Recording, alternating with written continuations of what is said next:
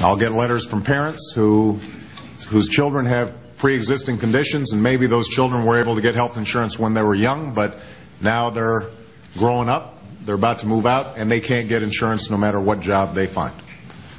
I hear from small businesses who have just opened up their new rates from their insurance company, and it turns out that their rates have gone up 20, 30, in some cases 35%. I hear from families who have hit lifetime limits, and because somebody in their family is very ill, at a certain point they start having to dig out of pocket, and they are having to mortgage their house, and in some cases have gone bankrupt because of health care. So this is an issue that is affecting everybody. It's affecting not only those without insurance, but it's affecting those with insurance. And when you talk to every single expert, and you just talk to ordinary people, and you talk to businesses, everybody understands that the problem is not getting better, it's getting worse. Right now, it's projected that premiums for families with health insurance, not people without health insurance, but with health insurance, will almost certainly double over the next decade, just as they doubled over the past decade. In the individual markets, it's even worse. Businesses are having to make decisions about just dropping coverage altogether for their employees. If they're not doing that, then the money that they are spending on health care is money that otherwise could have gone to job creation. And I don't need to tell people here about the effects on the federal budget. We've got some people who've been working a very long time on figuring out how can we control the huge expansion of entitlements. Almost all of the long-term deficit and debt that we face relates to the exploding costs of Medicare and Medicaid. Almost all of it. I mean, that is the single biggest driver of our federal deficit. And if we don't get control over that, we can't get control over our federal budget. Now, I'm telling all of you things you already know. Maybe more personally, I should just mention the fact that I now have about as good health care as anybody could have. I got a doctor right downstairs. And all of us, when I was in the Senate, and all of you as House and Senate members, have good health care. But remember, maybe when you were younger, when you were first starting off, I can certainly remember Malia coming into the kitchen one day and saying, "I can't breathe, Daddy," and us having to rush her to the emergency room because she had asthma. Or Sasha, when she was a baby, getting meningitis and having to get a spinal tap and being on antibiotics for 3 days, and us not knowing whether or not she was going to emerge okay.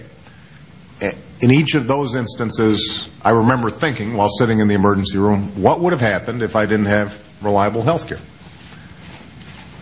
My mother, who was self-employed, didn't have reliable health care, and she died of ovarian cancer. And there's probably nothing that modern medicine could have done about that. It was caught late, and that's a hard cancer to diagnose. But I do remember the last 6 months of her life, insurance companies threatening that they would not reimburse her for her costs, and her having to be on the phone in a hospital room arguing with insurance companies when what she should have been doing is spending time with her family. I do remember that. Now, everybody here has those same stories somewhere in their lives.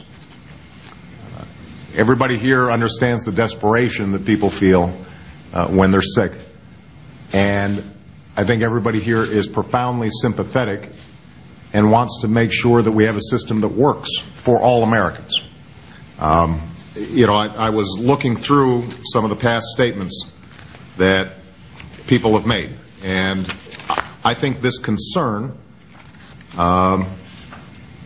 is bipartisan. John McCain's talked about how rising health care costs are devastating to middle-class families. Chuck you've been working on this a long time. You've discussed the unsustainable growth in Medicare and Medicaid in our budget. Mike Enzi, who's worked on this and partnered with Ted Kennedy on a range of health care issues as the chairman of the committee, you said that small businesses in your home state are finding it nearly impossible to afford health care coverage for their employees. And you said the current system's in critical condition. And Mitch, you've said that the need for reform is not in question. And obviously there are comparable statements on the Democratic side as well. So here's the bottom line. We all know this is urgent.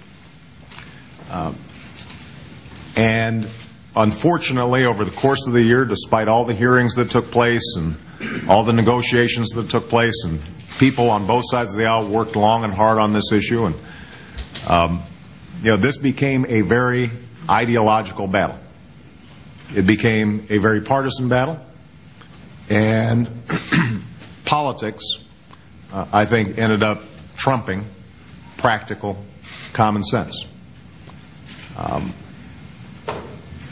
I said at the State of the Union, and I'll repeat, I didn't take this on because I thought it was good politics. This is such a complicated issue that it's inevitably going to be contentious. But what I'm hoping to accomplish today is for everybody to focus not just on where we differ, but focus on where we agree. Because there actually is some significant agreement on a host of issues. I've looked very carefully at John Boehner's plan that he put forward. I've looked at Tom Coburn and Senator Burr's plan that's been put out there. Paul Ryan has discussed some of the issues surrounding Medicare. I've looked at those very carefully. Mike Enzi, in the past, you've put forward legislation around small businesses that are very important. And so when I look at the ideas that are out there, there is overlap. It's not perfect overlap. It's not 100% overlap. But there's some overlap. Now, what the White House did several days ago was we posted what we think is the best blend of the House and the Senate legislation that's already passed. The basic concept is that we would set up an exchange, meaning a place where individuals and small businesses could go and get choice and competition for private health care plans, the same way that members of Congress get choice and competition for their health care plans. For people who couldn't afford it, we would provide them some subsidies. But because people would have some pooling power, the costs overall would be lower because they'd be in a stronger position to negotiate.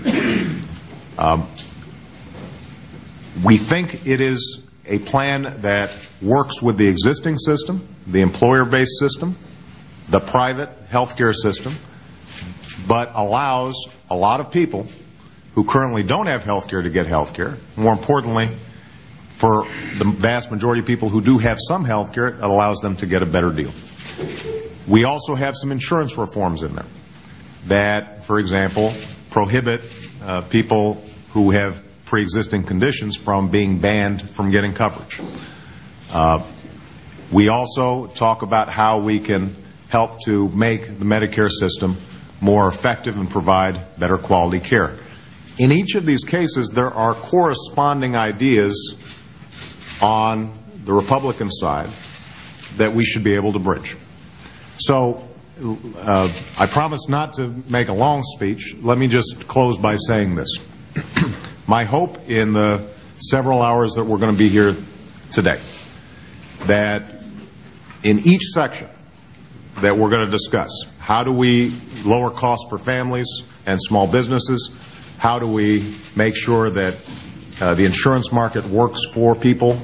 How do we make sure that we are dealing with the long-term deficits? How do we make sure that people who don't have coverage can get coverage? In each of these areas, what I'm going to do is I'm going to start off by saying, here's some things we agree on. And then let's talk about some areas where we disagree and see if we can bridge those gaps. I don't know that those gaps can be bridged. And it may be that at the end of the day, we come out here and everybody says, well, you know, we have some honest disagreements. People are sincere in wanting to help, but they've got different ideas about how to do it, and we can't bridge the gap between Democrats and Republicans on this. But I'd like to make sure that this discussion is actually a discussion and not just us trading talking points. I hope that this isn't political theater, where we're just playing to the cameras and criticizing each other, but instead are actually trying to solve the problem. That's what the American people are looking for.